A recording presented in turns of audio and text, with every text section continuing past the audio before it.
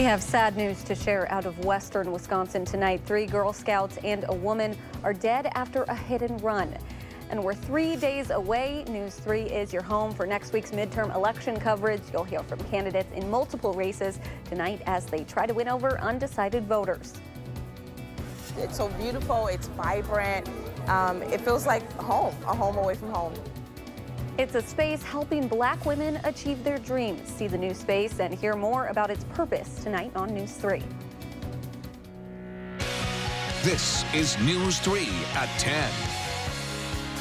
A man is in police custody tonight accused of killing 3 Girl Scouts and a woman who were picking up trash in western Wisconsin. The group was in a ditch near Lake Hallie, just south of Chippewa Falls. Police say the driver is 21 years old. Officers did not say what caused him to veer off the road and hit the group. Another girl was also hit and remains in critical condition tonight.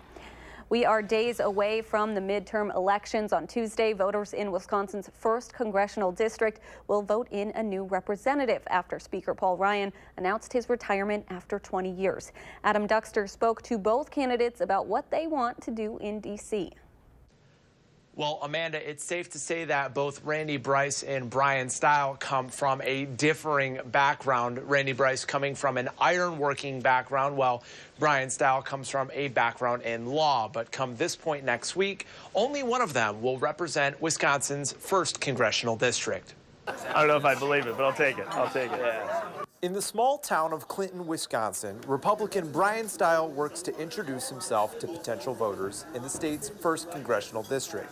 With midterm elections only days away, he feels he's the right person for the job. I think Washington needs problem solvers, people that kind of have open, honest conversations to address the problems that we're facing right here in southeast Wisconsin. He says his background in manufacturing and his role as a UW regent would be an asset. I think I can take that background to Washington to try to get more done on behalf of the American people. And says his main goal is to continue the positive growth he's seen in the community. How do we lower the cost of health care? How do we prepare workers for the jobs of the future? And how do we drive high-wage jobs right here in southeast Wisconsin? Across the district in Elkhorn, Democratic candidate Randy Bryce met with canvassers today. The former ironworker says one of his main goals is to create accessible health care for all. People deserve to have the chance to go see a doctor, and that's going to include dental, vision, things that you have to pay extra for now. We're not going to have deductibles. We're not going to have co-pays as a result of that. And plans to represent the working class on a national level. Seeing how all the policies here were passed that really hurt working people, and now seeing that happen in Washington, D.C. Bryce, who used to help organize protests, says he saw it wasn't enough to change every policy. So that's once we get ourselves elected and we're the ones that actually make those votes, that's where we get our power back. Now, one thing both candidates agreed upon is the significance of Rock County. Now, Stile says he'd like to build on the progress that he's seen in the county in recent years. Well, Bryce says the diversity of the county is its greatest strength, and he says he plans to represent that diversity in Washington, D.C. From our bureau at the Janesville Gazette, Adam Duxter, WISC News 3. Thanks, Adam. To learn more about each candidate, including what both consider to be the high point and low point of the campaign trail, you can visit our website, channel3000.com. Candidates running for governor of Wisconsin are also trying to win over voters before Tuesday. Today, Democratic candidate Tony Evers spent some time in the central part of the state, while in Appleton, he highlighted the major differences between himself and Governor Walker, bringing up his career as an educator. On the core issues that Wisconsin people feel strongly about, education, making sure we have a good environment, roads, health care, there's a stark difference between Scott Walker and myself. And the other stark difference is I'm somebody that has spent my entire career as an educator bringing people together. He has not.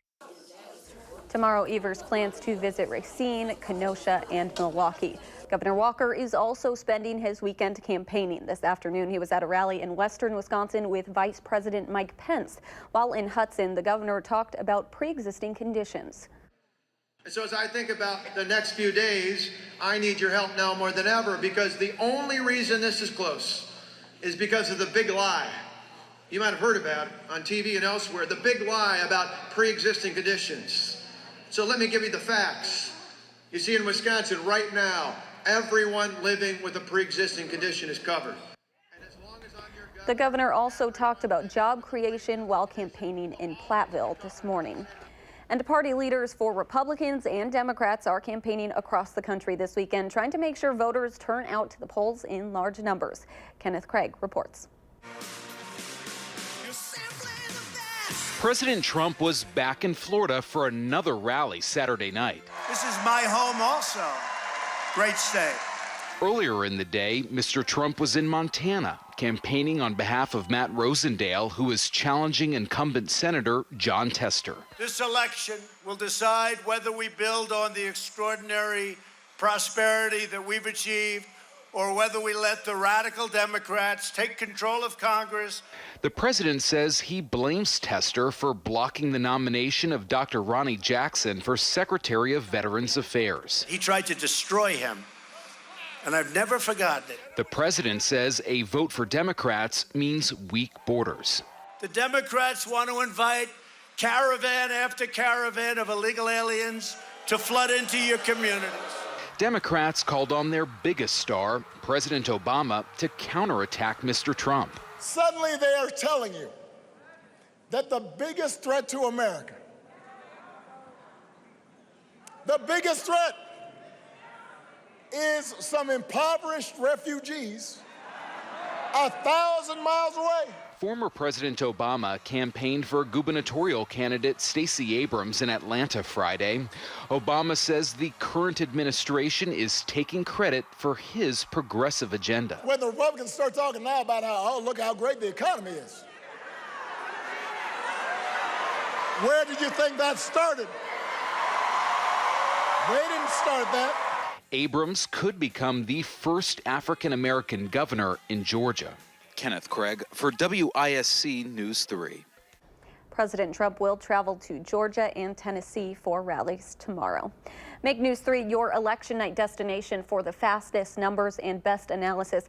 At 7 p.m. here on WISC, CBS News national coverage begins. Who will control Congress? We will break in with live local updates all night on WISC. And starting at 8 p.m., you can watch continuous live local uninterrupted coverage on our digital platforms, Channel 3000, Facebook, and on YouTube.